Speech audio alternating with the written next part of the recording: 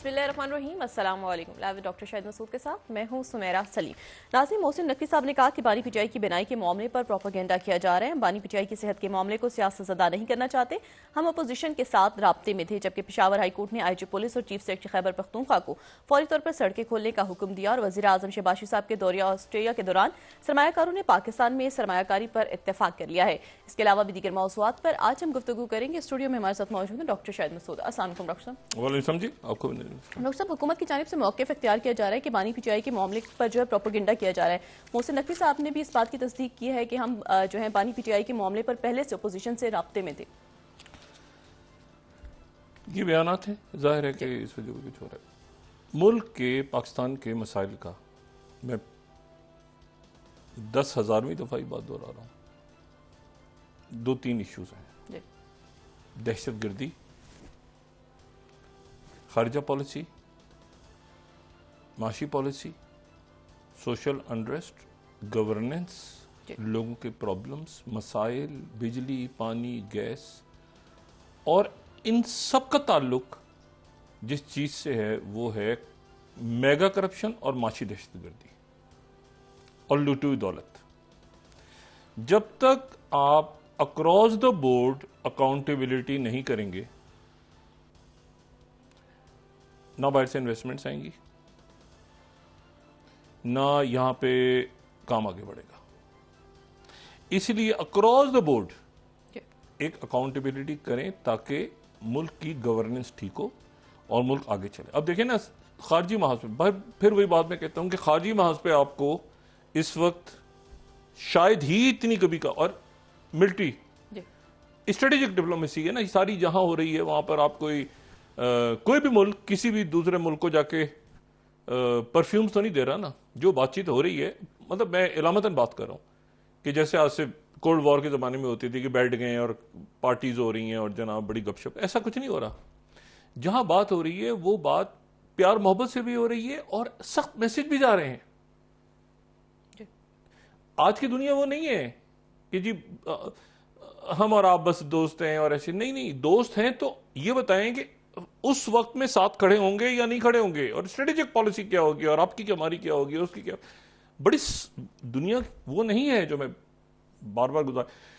अब इसमें आप अगर ये टेररिज्म को उठा लें, हार्डकोर जो शहादतें हो रही हैं, और ये इसका आप फिर वही बात, फिर ताना बाना आप जोड़ें तो फिर आपको नजर आ जाते हैं लोग जो बासर शख्सियत, उनके बगैर कैसे हो सकता है ये। अक्रॉस द बोर्ड अकाउंटेबिलिटी जरूरी है, मैं फिर वही बात कहता हूं। और ये लूटी हुई दौलत व माशी दहशतगर्दी खत्म करें, उसके बाद अब देखें मुल्क कैसे आगे जाता है। और वो जो आपके जो सम्राट आपको मिलने हैं ना, आगे मिलने हैं, ये मैं बता दूं, ये बहुत कुछ जो हो रहा है ना रीजन में, ये एक पूरे सिस्टम का गिरना जो है ना, ये आलमी निजाम जो गिर रहा है 1945 का, वो पाकिस्तान के लिए बड़ा अच्छा हो रहा है। ये मैं आपको बताऊं, इसीलिए कि वो आपके सारे 2 नंबर लोग, वो सारे डॉलर खोर माफियाज, वो सारी एनजीओज, वो सारा जिनको पैसा मिलता था, डॉलर्स मिलते थे वहां से, और वो कोई अपने धंधे चलाते थे, यानी एनजीओज खोलनी। मैंने कहा चौधरी साहब के दौर में बड़ी पाबंदियां लग गई थी, एनजीओज बंद हुई थी, और तो वो सारा धंधा उनका खत्म हुआ। और अब जो है वो मेहनत करनी है, काम करना है, टेक्नोलॉजी में आगे जाना है, तो हर तरफ से स्किल सीखने क्या, तो आगे काम बढ़ेगा। वो दौर चला गया। अब मैंने कल भी जो बात की थी ना कि जैन अल्फा आगे आ गई। अब सोचे ना कि घर के अंदर 13 साल का बच्चा जो है वो उसके वालिद जेनजी के हैं, बच्चा जेन अल्फा का है, तो और पहले मिलेनियल्स खड़े हैं, तो एक ही घर में, जो कल मैंने बात की थी। चले आते हैं अब जरा बड़े इश्यूज की तरफ। ये बुनियादी इशू है पाकिस्तान का। हर कुछ अरसे के बाद क्या IMF आपको कहता है, अपने सिस्टम को रिफॉर्म करें, फिर आप बैठे रहते हैं उसी, फिर वो आते हैं, फिर रिफॉर्म करें, फिर वो। अच्छा, अब आप आए कि बाकी मामलात को देखें।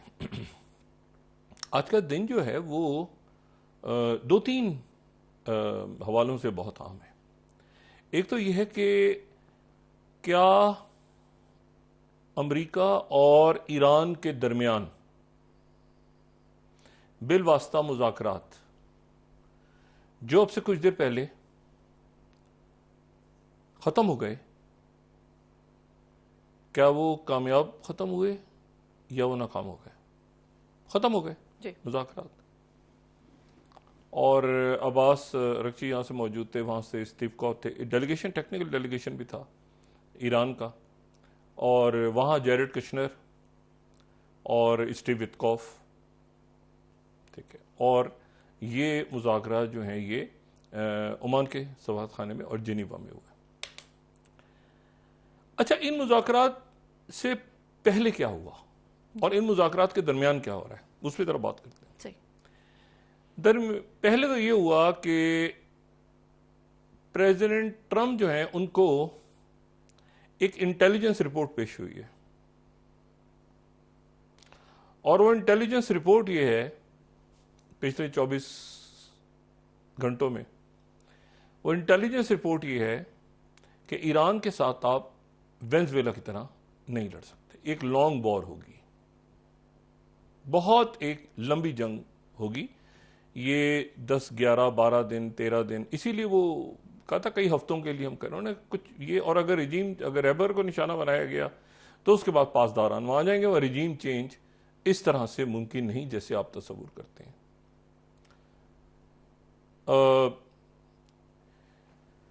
तो ये जो है ये अब देखिए ईरान का जो सिस्टम है ना वो बहुत डिफरेंट है ईरान का, चाइना का, कुछ मुल्कों, कई मुल्कों में आप देखें कि जैसे बादशाहतें हैं तो एक बादशाह की अगर डेथ हो जाए तो दूसरा अगर आ जाए वली अहद, तो वो वली अहद की कुछ और पॉलिसीज होंगी। इसी तरह से आप अगर पार्लिमानी निज़ाम में देखें, एक वजीर आज़म चला गया, दूसरा आया, एक ही पार्टी का और दूसरी पार्टी का, तो पॉलिसीज चेंज हो जाएंगी। सदारती निज़ाम में भी अगर आप देखें तो प्रेसिडेंट अगरचे मौजूद है कांग्रेस के आमने सामने, लेकिन यह है कि अच्छा ये पार्लिमानी निज़ाम फिर बरतानिया, जो कल भी बात की थी, ये बरतानिया का जो निज़ाम था ये फिर बाकी मुल्कों में भी आ गया, पाकिस्तान में, भारत में, बांग्लादेश पार्लियामेंट। लेकिन यह है कि जो सदारती निज़ाम है उसमें भी यह है कि अगर सदर चला गया तो पॉलिसियाँ चेंज हो गई, बाइडन पॉलिसीज कुछ और हैं, ओबामा पॉलिसीज कुछ और हैं, ऐसे ही है ना, ट्रंप पॉलिसीज कुछ और हैं। लेकिन अमेरिका की एक ओवरऑल पॉलिसी है ना दुनिया में, तो वो तो पॉलिसी चलती रहेगी। लेकिन यह है कि वो कुछ मामला तब्दील होते हैं। लेकिन ईरान का जो स्ट्रक्चर है वो बिल्कुल डिफरेंट है। ईरान की जो रिजीम है वो मतलब इन बिल्ट है रिजीम। अगर आप मतलब वहां पर अगर कोई दूसरा आएगा, अगर रहबर को आप निशाना बनाते हैं, निकोलस मदुरो समझे, वो रहबर निकोलस मदुरो नहीं है आप, तो उनकी जगह पासदारान आएंगे, ज्यादा सख्त पासदारान आएंगे। ये कोई 1940 भी नहीं है कि उड़न खटोले से आप एक बादशाह को उठा के उसके बेटे को बिठा दें, ऐसा भी नहीं है, ठीक है। और फिर उसका वजीर आजम उससे इख्तलाफ करे तो मोहम्मद मुसद्दिक तो आप CIA से वहां पे हुकूमत गिरा दें, ऐसा भी नहीं है। तो उनका इनबिल्ट सिस्टम है जो बड़ा यूनिक है। यानी ऐसा कोई सिस्टम या आपको चाइना में नजर आ सकता है, या आपको, वैसे तो सवाल ही वैसा नहीं होता कि शी जिनपिंग को आप कोई तस्वुर भी करेंगे इस वक्त उनको के बारे में कोई सोच सकता है, प्रेसिडेंट ट्रंप सोच सकते हैं या कोई और सोच सकता है, या ये है कि प्रेसिडेंट पुतिन के बारे में, ये स्ट्रॉन्ग लीडर हैं, या इवन वेस्टर्न लीडर में भी इस तरह मुमकिन नहीं है जो बहरहाल वेनेजुएला में हुआ। लेकिन यहाँ जो मसला है, अच्छा दूसरा जो रिपोर्ट पेश हुई है कि जी जंग बड़ी मुश्किल है, और इसमें आपके इत्तेहादी जो हैं वो दरमियान में आ जाएंगे, यानी खलीजी ममालिक, और आपकी बेसिस जो हैं वो एन वक्त पे निशाना बन जाती हैं, नहीं बनती। लेकिन ईरान के अगर बका का सवाल हुआ तो ईरान किसी को भी हिट कर सकता है कहीं भी, लेकिन उसका यानी पहले चंद घंटों में आपको भरपूर हमले करने होंगे 24 घंटों में, ताकि ईरान जो है वो इसराइल पे अटैक करने के काबिल ना रहे या हम पे अटैक करने के काबिल ना रहे। लेकिन मसला यह है कि ये जहन में रखें कि जो बहरी बेड़ा है उसमें आपने उसको तबाह नहीं करना, उसमें से एक सुराख करना होता है। एयरक्राफ्ट कैरियर में एक होल करेंगे तो पूरा का पूरा जो एयरक्राफ्ट कैरियर है वो नीचे जाएगा, जहां उसके फायदे हैं वहां नुकसान भी हैं। तो प्रेसिडेंट ट्रंप इस वक्त थोड़ा सा हिचकिचा रहे हैं कि मैं इसको क्या करूं, कोई डील करूं बहुत अच्छी, कोई बहुत अच्छा समझौता करूं, या मैं जंग की तरफ जाऊं। तो अभी तक मामला, तो दूसरा जो इंटरेस्टिंग बात हुई है वो ये है कि आबनाए हुर्मुज,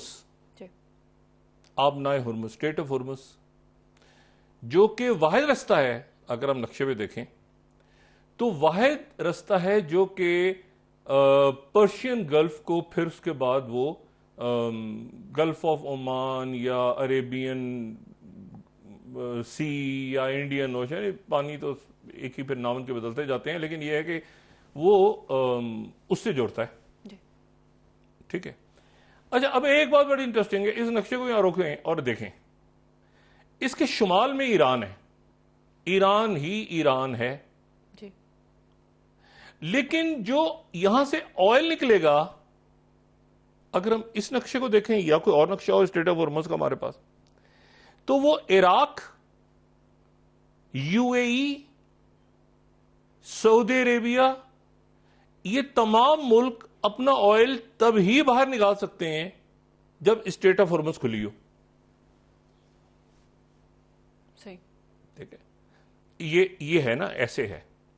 एक तरफ स्टेट ऑफ हॉर्मज़, यानी स्टेट ऑफ हॉर्मज़ अगर ब्लॉक करते हैं तो ईरान पे असर नहीं पड़ रहा। ईरान तो अपना बाकी भी है ना, ईरान के तो चाबहार वगैरह इधर दूर है ना। जो स्टेट ऑफ हॉर्मज़ ब्लॉक होने की सूरत में कतर की एलएनजी, यूएई का ऑयल, बहरेन, इराक, जो शतुल अरब वाला इलाके हैं वो, कुवैत, ये सऊदी अरेबिया, यहां से ऑयल सारा गुजर रहा है थ्रू स्टेट ऑफ हॉर्मज़। अच्छा, अब स्टेट ऑफ हॉर्मज़ जो है उससे जो ऑयल गुजर रहा है, जी।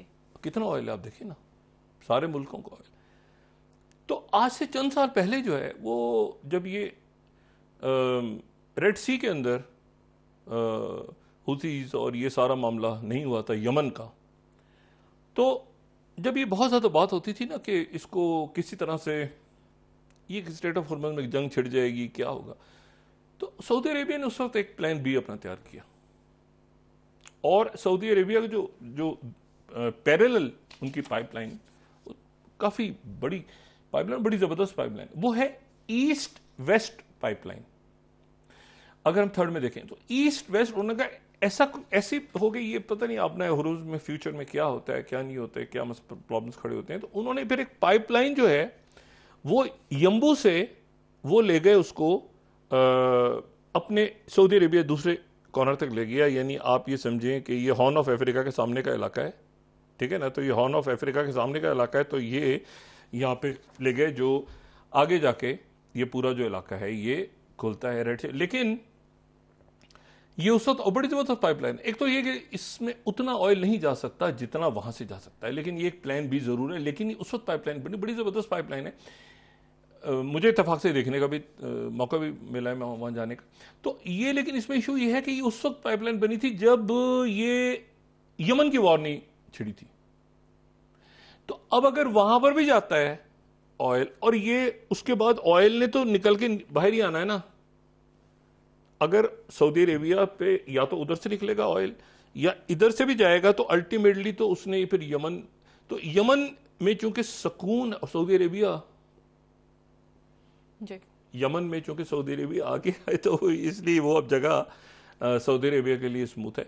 लेकिन यह है कि पूरा खत्ता डिस्टर्ब हो जाएगा, और उस वक्त फिर यमन में भी इशू होगा ना कि भाई अगर हुतीस क्या करते हैं और बाकी पावर्स क्या करती हैं, तो ये एक बड़ा इशू है। दूसरी जो बात है, यूएई ने भी फिर एक पैरेलल अपना प्लान बनाया कि हम अगर ऐसी सूरत हाल क्रिएट होती है तो हम किस तरह से करेंगे। तो उन्होंने फिर अबू धाबी को फुजैरा से, जो थर्ड मैप 3 में है, वो फुजैरा से किया, लेकिन वो भी अब चूंकि नीचे डिस्टर्बेंस है सारी यमन की पोर्ट्स में और बाकी जगह, तो अब अच्छा, लेकिन इसमें जो एक इशू और है वो ये है कि अगर स्ट्रेट ऑफ हॉर्मुज बंद हो गई, दुनिया का कौन सा मुल्क ऐसा है जो मुकम्मल तौर पे ऑयल से महरूम हो जाएगा? इसको चैलेंज कर सकता है कोई भी शख्स। अगर स्ट्रेट ऑफ हॉर्मुज बंद हो गई तो आज की तारीख में दुनिया का एक मुल्क ऐसा है जो मुकम्मल तौर पे, बड़ा मुल्क, बड़ी बड़ी कुव्वत, जिनको ऑयल की जरूरत है, और वो है इंडिया। उसकी वजह यह है कि भारत को लेकिन अब पाकिस्तान का तो लैंडमार्क्स ऐसे है ना कि आप ईरान, आगे सेंट्रल एशिया, रशिया, इंडिया का जो ऑयल है वो या तो एलएनजी उनकी आ रही है कतर से, सऊदी अरेबिया से, यूएई से, पहले ईरान से आ रहा था और बंद कर दिया। बाकी ईरान का ऑयल बंद करने के पाबंदियों के बाद उनका दूसरा जो सबसे बड़ा दारोमदार था वो रशिया था। ईरान ने रशिया से ऑयल लेना बंद किया है। तो अगर स्ट्रेट ऑफ होर्मुज को बंद करते हैं तो ईरान को सऊदी अरेबिया, यूएई, कतर, अल्लाह ना करे ये जंग हो, खुदा ना करे कभी ऐसा हो, मैं आपको सिर्फ एक पॉसिबिलिटी बता रहा हूं क्योंकि मुल्कों ने अपने को प्लान्स तैयार करके रखे हुए हैं लंबे। तो मौजूदा सूरत हाल में चूंकि चाबहार और इधर से भी ईरान चला गया, ईरान से भी इंडिया निकल गया और इंडिया जो है वो रशिया से भी उसने बंद कर दिए। एक ही वक्त में दो बड़े उसके जो ऑयल सप्लायर्स थे और हुर्मुज अगर ब्लॉक होती है तो फिर एक ही रास्ता रह जाता है उसके पास और वो रह जाता है कि वो अमेरिका से ऑयल ले और वो साउथ अफ्रीका से गुजरता हुआ वेनेजुएला से ले, जिससे वेनेजुएला का अमेरिका का ही हो गया ना ऑयल, तो वहां से ऑयल ले और कब तक पहुंचेगा, कैसे पहुंचेगा, कितना, ये एक बड़ी सोचने वाली बात है जिस पे यकीनन इंडिया के जो स्ट्रेटेजिस्ट हैं वो इस पे गौर कर रहे होंगे कि फ्यूचर में अगर कोई ऐसा सिलसिला हो तो रशिया और ईरान दोनों से अगर ऑयल नहीं आ पाता तो फिर कहां से आएगा, अगर कोई और हुर्मुज अगर बंद हो गई तो। अच्छा, अब इसमें तो एक बात दिन में, दूसरा आज के ही दिन जब मुज़ाकरात हो रहे हैं तो आबनाए हुर्मुज, ये पूरा जो इलाका है, ये आबनाए हुर्मुज चंद घंटों के लिए बंद हो गई। चंद घंटों के लिए आबनाए हुर्मुज आज बंद है। सही। उसका काफी बड़ा इलाका बंद है और जहाज बंद हो गए हुए। क्यों? इसलिए कि वहां पे 3 मुल्कों की बहरी मशकें, जंगी मशकें शुरू हो गई हैं आबनाए हुर्मुज, और जिसमें ईरान ने लाइव, जब ये मुज़ाकरा शुरू हो रहे तो लाइव उन्होंने फायर किए, कि 5-6 मिसाइल ईरान ने फायर किए, पानी में गिरे जाके। लेकिन दूसरे जो 2 मुल्क पहुंचे हुए हैं, तो एक मुल्क का तो टाइप 052 गाइडेड मिसाइल डिस्ट्रॉयर, जो कि दुनिया के चंद सबसे बड़े जंगी बहरी बेड़ों में है, जदीद तरीन, वो है तेंगशान के नाम से, और वो है चाइना का। तो चाइना, ईरान और रशिया की जंगी मशकें शुरू हो गई हैं आज से आबनाए हुर्मुज में। अच्छा, ये अब इसको आप सिंबॉलिक कहें, इसको स्ट्रेटेजिक मैसेजिंग कहें, इसको जो भी कुछ कहें, लेकिन यह है कि इस वक्त ये वो जो पहले होनी थी मुलतवी हो गई थी मुज़ाकरात के दौरान, आज शुरू हो गई। अच्छा, फिर उसके बाद जो उनका तो ये जो तंगसन D122 गाइडेड मिसाइल डिस्ट्रॉयर है, ये उनका जदीद तरीन डिस्ट्रॉयर्स में से एक है, चाइना का बड़ा डिस्ट्रॉयर, ठीक है। और ये जो है ये बड़ा उनका डिस्ट्रॉयर है। फिर उसके बाद उनका टाइप 055 रेनहाई क्लास डिस्ट्रॉयर पहुंचा हुआ है। अच्छा, ये जो है ये प्लान यानी पीपल्स लिबरेशन आर्मी नेवी के यहाँ पे पहुंचे हुए हैं डिस्ट्रॉयर्स, इनके ऊपर एयरक्राफ्ट भी हैं। फिर type 052D Luong 3 class destroyers पहुंचे हुए हैं, जो कि air defence anti submarine warfare. अच्छा, ये स्पाई जो है ना, ये स्पाई शिप कहलाता है, क्योंकि ये 6000 kilometre around the world, 6000 kilometre तक ये जो चाइना का ये जो लियोंग 3 है, ये स्पाइंग कर सकता है, मॉनिटर कर सकता है, रेडार्स और सेंसर, इलेक्ट्रॉनिक वॉरफेयर और जो भी सारे सिलसिले हैं। तो ये जो है, ये इसके ऊपर जो है, ये जहां से गुजरता है तो उसका जो रेडियस है वो 6000 किलोमीटर तक वो, अब ये वहां पे मौजूद है। तो वहां पर अमेरिकन USS लिंक जो इब्राहिम लिंकन है वो साइड पे गया है, क्योंकि ये लाइव एक्सरसाइजेज हो रही हैं, इन्होंने उनको वार्न कर दिया कि हमारी एक्सरसाइज हो रही है भाईजान, को एक्सीडेंट यहाँ पे ना हो जाए तो आप जरा थोड़ा सा दूर चले। वो थोड़ा सा पीछे हो गए। अब ये एक्सरसाइजेज 2 रोज चलेंगी, लेकिन ये अच्छा ये 2019 से चल रही हैं ये मैरीटाइम बेल्ट जो एक्सरसाइजेज हैं 3 मुल्कों की, ईरान, रशिया और चाइना। 3 मुल्कों की एक्सरसाइजेज 2019 से चल रही हैं, हर साल होती हैं।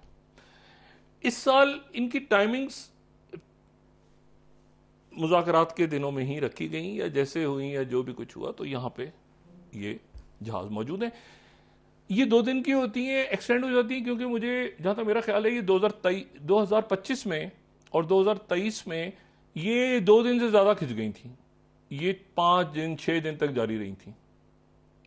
और इस दौरान जो है वो मतलब हटो बचो मतलब सारे पीछे हटके। उस वक्त तो खैर यहाँ पे इतने अमेरिका के वॉरशिप्स नहीं थे, लेकिन ये है कि वो तो आराम से हुई थी एक्सरसाइज। पिछले साल वो हटे थे पीछे जब ये मशकें हो रही थी, इस साल फिर हो रही हैं और इस वक्त में हो रही हैं। अच्छा, इसी दौरान जो है वो प्रेसिडेंट ट्रंप को जो रहबर है आयतुल्लाह खामेनी, उन्होंने जवाब दिया।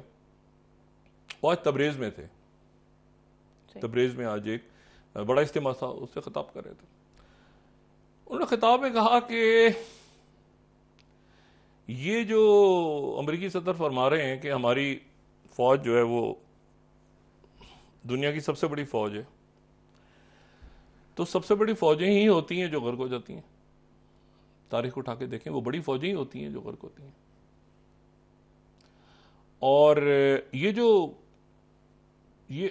उनके एग्जैक्ट, ये मैं आप समझें कि मफहूम यही है गुफ्तगू, एग्जैक्ट ही तकरीबन ये वर्डिंग है, मैंने सुने उनका खिताब सुना मैं। वो कहते हैं कि ये जो वॉरशिप्स हैं ये बड़े खतरनाक हैं जो अमेरिका यहाँ लेकर आया, लेकिन इससे खौफनाक वो असला है जो इन पे गिरेगा और इनको समंदर की तह में पहुंचा देगा। समंदर की तह में पहुंचा देगा, एग्जैक्ट इस तरह ही।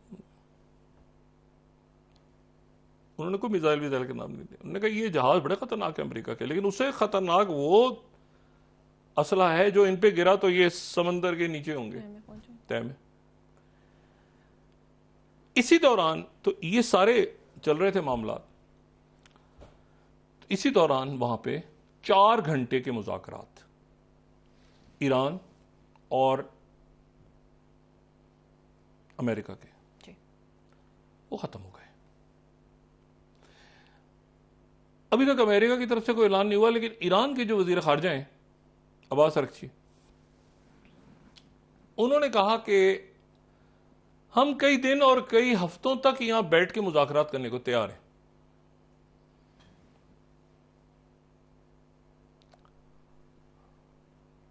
और यह है कि बातचीत आगे, जो आज की बातचीत है, बुनियादी नुकात पे वो मुस्बत गए हैं मुज़ाकरात।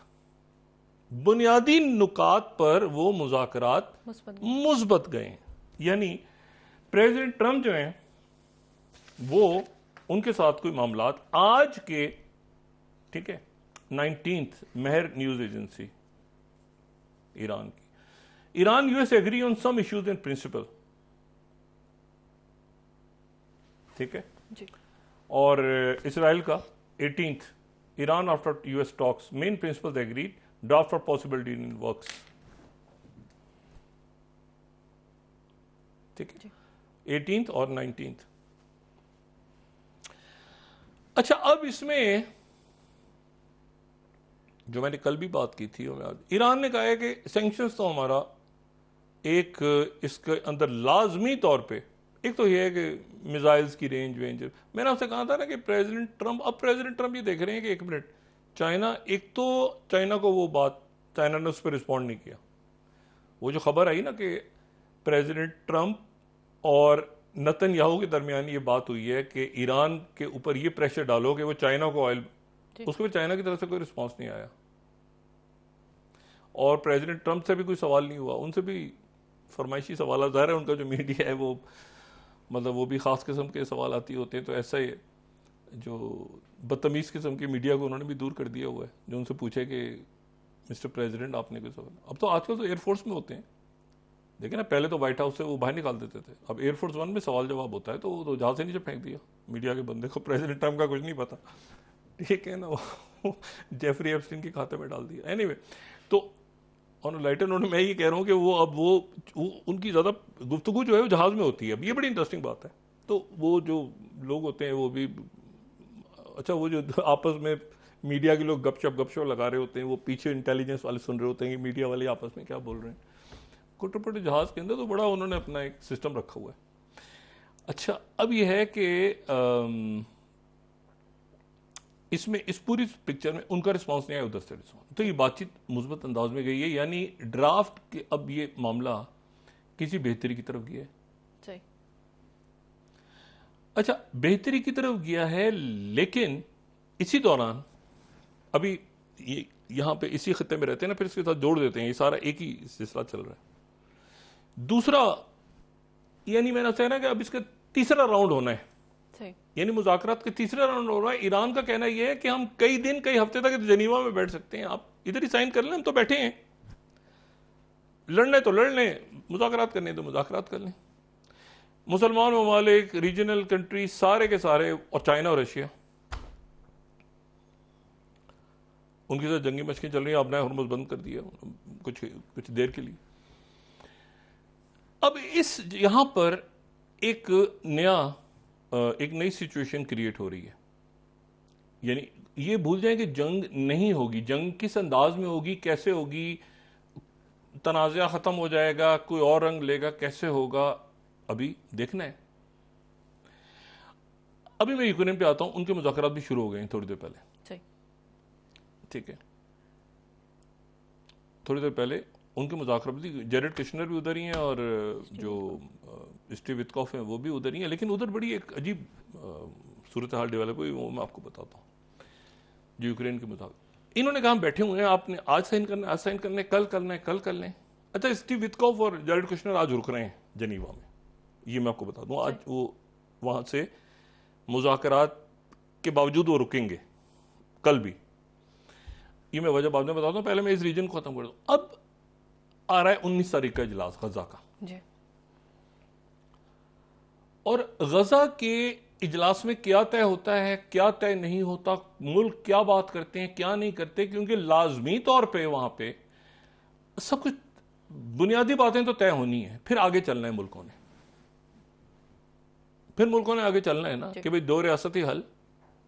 सऊदी अरेबिया कह रहा है कि हम तो सवाल ही पैदा नहीं होता कि कोई इसको एक कदम भी आगे बढ़ाएं जब तक आप इसको मगरबी किनारे और फलस्तीनी रियासत का मामला हल नहीं करते। और ये टेक्नोक्रेटिक कमेटी किस दिन आनी थी अंदर, किस दिन नहीं आनी थी, उधर जेरेड कुशनर और स्टीव विटकॉफ ने क्या प्रेजेंटेशन दी थी वहां पे जब देवोस में थे, तो उसका क्या बना, शहादतें हो रही हैं दरमियान में, मतलब बड़ी खुली टुली बात होगी। नेतन्याहू नहीं है, उनका एक वजीर बैठा होगा, तो प्रेसिडेंट ट्रंप है और सारे मुल्क बैठे होंगे पाकिस्तान समेत उस जगह पे जहां पे वो अपना मौका पेश करेंगे। ये बात ज़हन में रखें कि इसराइल के हवाले से पाकिस्तान का मौकफ गोलान पहाड़ियों पे, एक तो 2 रियासती हल, वो बाकी तो चीजें सारी, गोलान की पहाड़ियों पे सीरिया से ज्यादा, शरा से ज्यादा पाकिस्तान 67 के बॉर्डर चाह रहा है। ये ध्यान में रखें आप, पाकिस्तान का जो एक मौकफ है ना, वो 67 का बॉर्डर है। कई मैं कहना नहीं चाह रहा, कई मुल्क जरा बात करते हुए हिचकिचाते हैं ना, पाकिस्तान बात कर रहा है इस वक्त, क्या 67 का बॉर्डर चाहिए? उनके ब्याह पे भी पाकिस्तान बात कर रहा है कि उनके नए नए मामला ठीक हुए हैं, शरा के भी नए उनके मामला ठीक हो रहे हैं। अमेरिका के साथ तो पता चला कि आते ही उन्होंने फटा लेना है, तो अभी है उसमें टाइम जरा। अच्छा, तो ये है कि वो यानी इसराइल के साथ, अमेरिका के साथ तो नहीं होगा उनका मसला, इसराइल के साथ अगर पेचा लड़ा आगे, क्योंकि सऊदी अरेबिया और तुर्की के साथ उसकी सपोर्ट के साथ आए हैं और रशिया की बेसिस भी उधर ही हैं। अच्छा, तो इशू ये है कि जो बीच में यहां पर एक नई कि 19 तारीख को ये गजा बोर्ड का इजलास होगा, लेकिन उसके फौरन बाद अगले हफ्ते जी, ये हफ्ता तो एंड होगा ना गजा पे, और साथ ही ईरान के मुज़ाकरात आगे तीसरा राउंड होगा। अब तीसरा राउंड होने जा रहा है, ये राउंड मुस्बत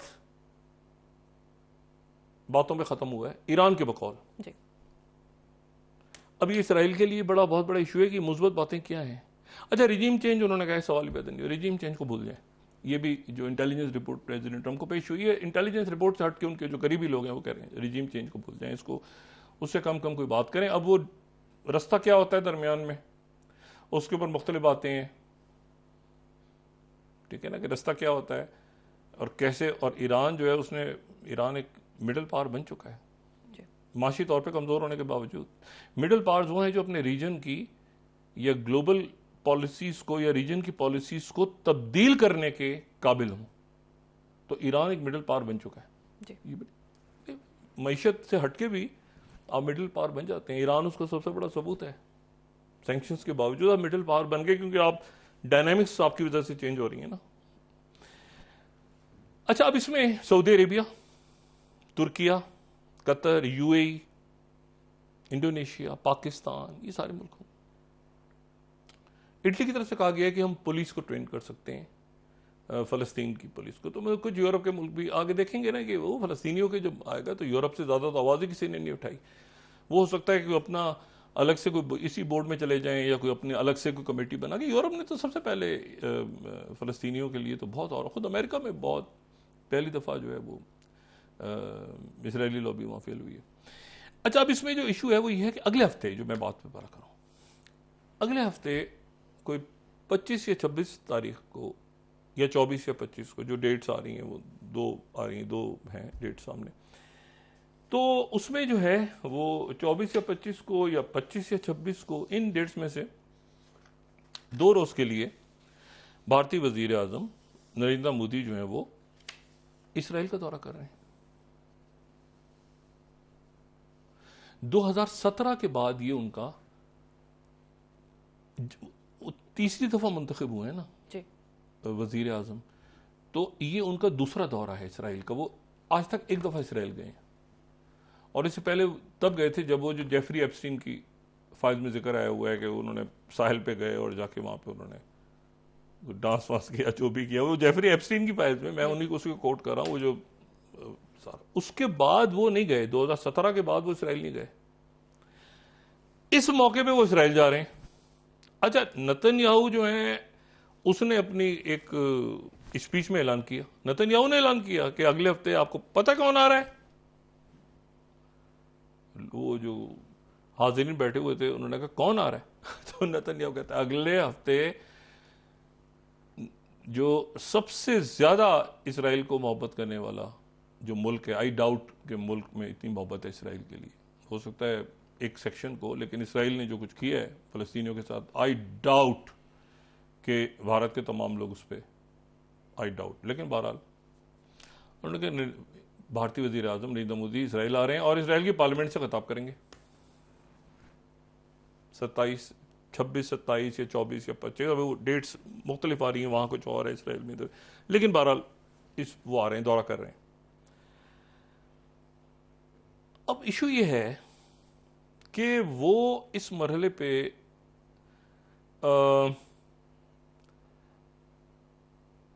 ये मैं बिल्कुल एक बात को, इसको पोस्टपोन कर देना चाहिए था। या तो बहुत ही कोई शदीद दबाव है, फिर कहीं कोने खुदरे में जो जेफरी एप्स्टीन 2.0 मौजूद है जो मशवरे दे रहा है, पुट्टे पुट्टे मशवरे दे रहा है नरेंद्र मोदी जी को कि आप जाके वहां पे इसराइल की पार्लियामेंट से खत्म। इसने नेतन्याहू ने एक और बड़ी बात की, अजीब बात की।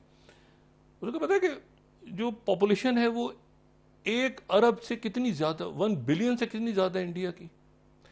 तो मैंने वहां पर किसी से बात की, उसके बाद ये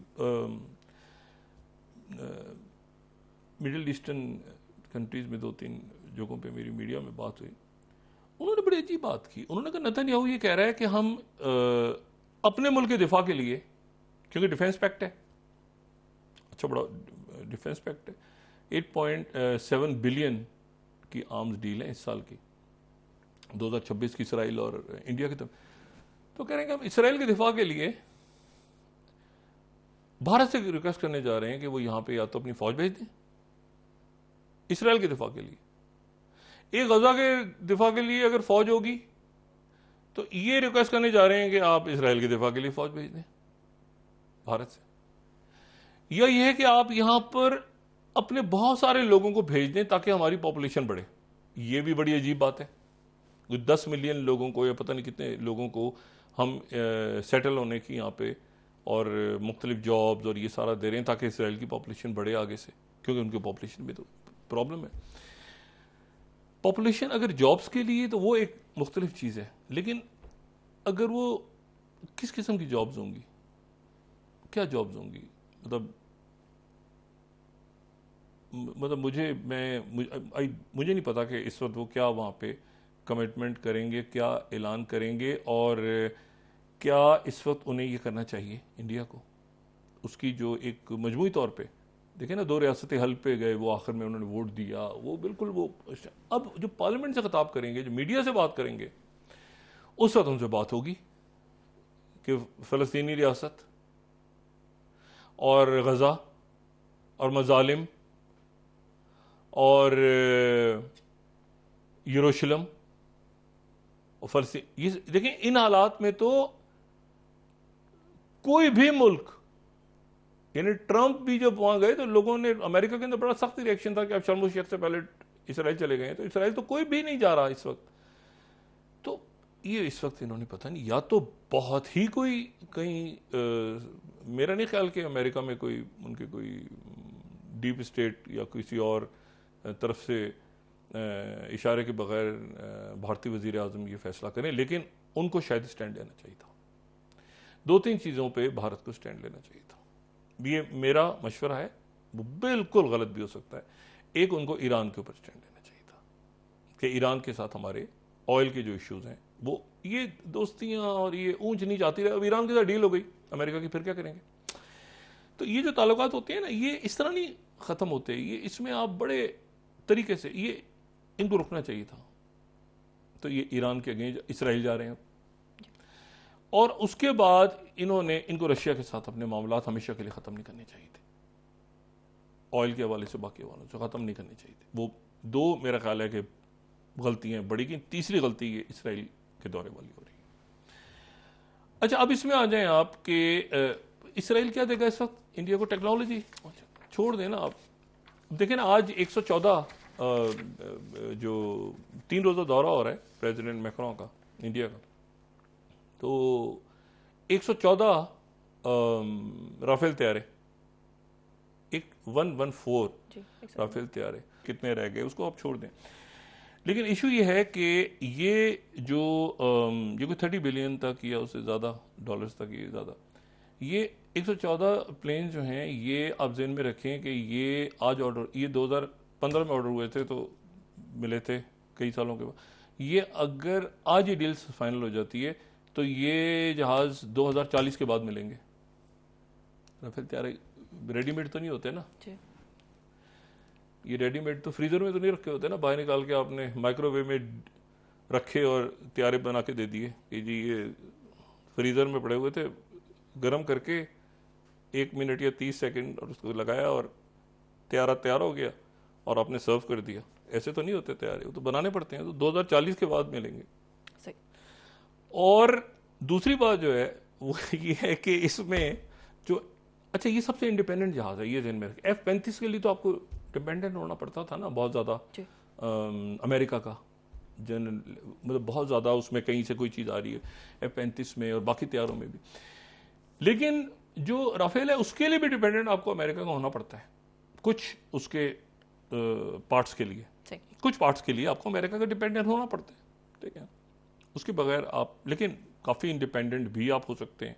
अब हिंदुस्तान एरोनॉटिकल जो उनकी है HAL, वो कितना को प्रोडक्शन में जाते हैं, कुछ नहीं जाता है, लेकिन इशू ये है कि जो M88 है इंजन है, वो तो चाइना के रेयर अर्थ मिनरल्स के बगैर फ्रांस नहीं बना सकता।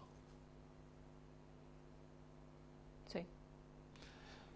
तो वो टोटल डिपेंडेंट है जो इंजन है, तो चाइना इसको स्लो कर सकता है। ये मैं आपको टेक्निकल यानी होता ना 200% आपको बता रहा हूँ कि चाइना इन जहाज़ों को स्लो कर सकता है, डिले भी कर सकता है, क्योंकि जो इंजन है M88 वो उसका रेयर अर्थ मिनरल चाइना से आ रहा है। अच्छा, एनीवे, अब आ जाए आपके जनाब, इसको आप जोड़ लें कि स्टीव वित्कोफ और जेरेड कुशनर क्यों रुक रहे हैं आज। जी, ब्रेक के बाद डॉक्टर से डिस्कस करें। जी नाज़रीन, वापस आते हैं एक छोटे से ब्रेक के बाद।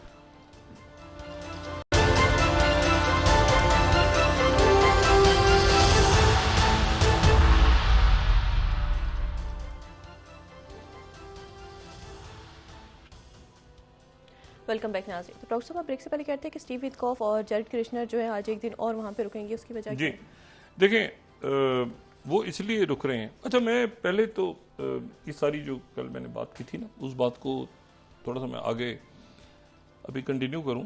उसमें एक तो जो कल मैंने पॉपुलेशन के हवाले से बात की कि दुनिया में इतने प्रॉब्लम्स, मसाइल, घरों में झगड़े, ट्रैफिक, जॉब्स की कमी, ये सारे क्यों पैदा हो रहे हैं। तो मैंने कहा था कि ये पॉपुलेशन जो है ये यानी 123 सालों में 1 बिलियन बढ़ी, और इस सदी के शुरू होने में यानी 1999 और 2000 से लेकर 2026 के पहले महीने तक ये 3 बिलियन बढ़ चुकी है। ठीक है। अच्छा, अभी मैं आता हूं यूक्रेन पे, लेकिन आप सिर्फ एक चीज का जायजा लें। आज की दुनिया में पहले ही जो कल मैंने बात की थी कि जेन जी सबसे ज्यादा नहीं है, बल्कि जेन अल्फा उसको टेक ओवर कर चुकी है। ये बड़ी अजीब, बड़ी इंपॉर्टेंट बात है। जेन अल्फा वो है जो 1 साल से लेके 13 साल तक के बच्चे हैं, वो सबसे ज्यादा हैं। जेन अल्फा सबसे ज्यादा है, जिसको सेल्फी जनरेशन का है, कल भी बात की थी। और उसके बाद जेन जी है, यानी जेन जी वो है जो 14 साल के बच्चे से लेके 14 ईयर्स से लेके 29 साल तक, 29 ईयर्स तक वो जेन जी है। जेन जी 1 साल बाद जो है वो जेन जी नहीं होगी, वो हर साल वो किसी और कैटेगरी में चली जाएगी। तो इस वक्त वो जेन जी है क्योंकि वो जेन जी जो है वो 14 से 29 साल तक के जेन जी है बाय डेफिनेशन। ये दोनों मिलके इस वक्त 47% पॉपुलेशन है दुनिया की। दुनिया की 47% पॉपुलेशन 47 साल से कम उम्र की है, आधी। और ये साल दो, यानी अब देखें ना, 14 साल का बच्चा है तो 16 साल का हुआ, तो वो जब 16 साल का हुआ तो उधर जेन जी जो है वो 31 साल का है। तो कंपटीशन आपस में हो रहा है बिटवीन जेन जी के, अगर वो जाहिर है कि मेजॉरिटी जो अल्फा पैदा हो रहे हैं बच्चे तो जेन जी के हैं, या उससे अगर आप चले जाएं तो उससे पहले मिलेनिया के। तो इसमें जो है अब ये बड़ी एक इंपॉर्टेंट बात है, और इसको हर वक्त ध्यान में रखें कि ये जो मैंने कल भी बात की थी ना कि इसमें बहुत से लोग जो हैं। अच्छा, अब वो क्या है, यानी आप ये मुझे बताएं मिलेनिया क्या है, यानी जेन जी से ऊपर के कौन से लोग हैं, यानी जो लोग इससे ऊपर हैं, यानी जो तीसरी नस्ल है जी। एक तो छोटे बच्चे, एक उसके बाद जेन जी, 47 आधी दुनिया है। उससे ऊपर के जो लोग हैं वो हैं जो 30 से 45 साल तक हैं। वो कौन से इतने बूढ़े हो गए हैं ये वो कोई बहुत एज तो नहीं है उनकी, वो मिलेनियम में चले गए हैं। यानी जो 30 से 30 से 45 तक हैं वो मिलेनियम में चले गए। आप अंदाजा लगाएं ना। तो ये इस तरह से, तो आने वाले दिनों में आप देखें ना, तो वो भी टेक्नोलॉजी क्या होती है, कैसे आगे जाना है, वो स्टार्टअप्स बना रहे हैं आगे। लेकिन सबसे बड़ी मार्केट क्या है, सबसे बड़े जो स्टार्टअप्स बन रहे हैं आपके ख्याल से, छोटे बच्चे जो सब जिनको माँ बाप एक मोबाइल दे के कोने पे बिठा देते हैं, वो क्या उस पर एक्स पे या लिंक्डइन पे या ट्विटर पे लगे होते हैं क्या? सबसे बड़ी आपकी इकोनॉमी है वो, आपकी मार्केट इकोनॉमी सबसे बड़ी इस वक्त। मार्केट इकोनॉमी से मतलब है कि वो आप सोचे ना कि उन बच्चों के ऊपर सारी इकोनॉमी खड़ी है ना, सबसे ज्यादा पॉपुलेशन तो वो है जी। तो अभी सोच रहे हैं जी मेरे ये अकाउंट बनेगा, मैं फेसबुक पे फलाना, वो बच्चे जो चीजें सीख रहे हैं तो वो तो टेक्नोलॉजी के साथ ही बायोलॉजी उनकी बन के और आगे बड़े हो रहे हैं। एनीवे, तो मैं अब आ जाए तो इसके नतीजे में ये सारे क्योस, ये पॉपुलेशन, आगे क्राइसिस, कौन से मुल्क, अभी तो कह रहे हैं कि ये आप बाहर के हालात डिस्कस करते हैं। ओ भाई, बाहर के हालात इसलिए डिस्कस करते हैं, आपको डॉलर का पता चलता है, मईशत का पता है, जॉब्स का पता चलता है, वीजा क्यों नहीं मिल रहा, किस मुल्क का कैसे, ये सारा इंटरलिंक्ड है ना, कहाँ से आपके ताल्लुकात कैसे हैं, क्या है, इन्वेस्टमेंट्स होंगी नहीं होंगी, मुल्कों के माशी हालात क्या हैं, कैसे। एनीवे, अब आ जाएंगे ये क्यों रुक रहे हैं वहां। ये इसलिए रुक रहे हैं कि एक तो जो रशिया का डेलीगेशन है रशिया से जो डेलीगेशन आया है जेनीवा यूक्रेन से बात करने, उस डेलीगेशन की जो साख्त है, यानी उसमें जो लोग मौजूद हैं उस डेलीगेशन में, वो मेरे लिए बड़े अनएक्सपेक्टेड हैं। वो डेलीगेशन रशिया वाला तो मुझे समझ में आता है, और रशिया का जो डेलीगेशन है उसमें 20 लोग हैं, ठीक है ना, और व्लादिमीर मिदेंस्की उसको हेड कर रहे हैं। उनके साथ उनके डिप्टी फॉरेन मिनिस्टर हैं, उनके बाकी लोग हैं सारे। किरिल दिमित्रिव जो थे वो मुलाकात करके निकल गए मुज़ाकरा से पहले, स्टीव वित्कोफ से उनकी मुलाकात हो गई। किरिल दिमित्रिव वो जो वेल्थ फंड वाले, उनकी मुलाकात हो गई। अच्छा, जो यूक्रेन का डेलीगेशन है उसमें रुस्तम उमरोव हैं, उनके वो पुराने लोग हैं सारे एडवाइजर वगैरह। लेकिन जो रशिया का डेलीगेशन है, सॉरी जो अमेरिका का डेलीगेशन है, वो बड़ा इंटरेस्टिंग है। उसमें स्टीव वित्कोफ और जैरेड कुशनर के साथ नेटो के सुप्रीम कमांडर भी बैठे हुए हैं रशिया से बात करने। नेटो के सुप्रीम कमांडर यानी जो यूरोपियन कमांड के सरबराह हैं अमेरिका के, वो भी बैठे हुए हैं सामने, यानी नेटो बैठी हुई है। वो मुझे बताए ना, तो वो किधर गए वही नेटो के सेक्रेटरी जनरल? वो मैं क्या कहता, बहुत अर्से पहले कहा था, वो फेस है, सिर्फ उसे साइन करते हैं, फैसला करने की पावर इनके पास है नेटो में। वो साथ बैठे हुए हैं रशिया से अमेरिकन फौज, रशिया की फौज के, और उनके मिलिट्री सेक्रेटरी भी बैठे हुए हैं अमेरिका की आर्मी के। वो जो आर्मी सेक्रेटरी, जो मैंने कहा था कि एक जमाने में कि अगर ये कभी ऐसी सूरत बनी कि सेक्रेटरी वॉर को चेंज करना पड़ा तो प्रेसिडेंट ट्रंप बहुत पसंद करते हैं अपने, ठीक, तो वो वहां पे मौजूद हैं। और ये जो बात है, अब ये बात मेरे लिए बड़ी, ये जो डैनियल द्रिस्कॉल हैं ये वहां पे मौजूद हैं। नेटो के सुप्रीम अलाइड कमांडर जो यूरोपियन कमांड के भी हैं, वो भी मौजूद हैं। यानी यूरोप, यानी नेटो की आर्मी जो है उसके सुप्रीम कमांडर भी यूक्रेन के साथ जो रशिया के मुज़ाकरात में सालिसी के लिए, वो भी बैठे हैं। और टेरिटरीज पे बात होनी है, न्यूक्लियर प्लांट पे बात होनी है। और रशिया की तरफ से आज कहा गया है कुछ देर पहले कि हमें कोई जल्दी नहीं है मुज़ाकरात में, और आप थक भी गए होंगे, तो ऐसा करते हैं कि आज शाम को ज़रा इधर उधर गपशप लगाते हैं, इन मुज़ाकरात को कल भी जारी रखेंगे। सही। तो स्टीव वित्कोफ और जैरेड कुशनर आज रात को वहां रुक रहे हैं। ईरान भी रुका हुआ है, वो दोनों वहां रुक रहे हैं। और कल मुज़ाकरात यूक्रेन के साथ भी होने जा रहे हैं, और कहीं हो सकता है चलते फिरते दाएं बाएं ईरान के साथ रात को, कल सुबह दोबारा, क्योंकि दोनों शख्सियात अभी उधर ही है, लेकिन उसके फौरन बाद उन्हें फ्लाई करना है जी, क्योंकि 19 तारीख को गजा का इजलास हो रहा है। तो देखते हैं हालात किस तरह डेवलप होते हैं।